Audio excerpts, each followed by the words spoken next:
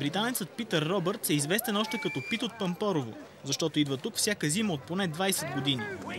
Но за първи път му е толкова лесно да си облече скиорския екип. Спускането започва при температура от 2 градуса.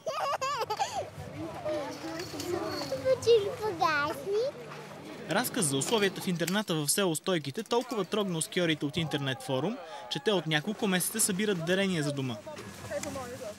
Днес зяпачите даваха лептата си в кофе и тенджери. Идеята е с събраните средства да се направи парно за интерната.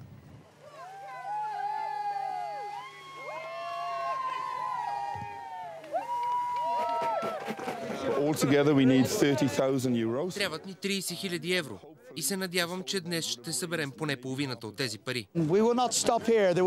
Няма да спрем тук. Ще продължаваме, докато не направим парното. Студено ли ви е?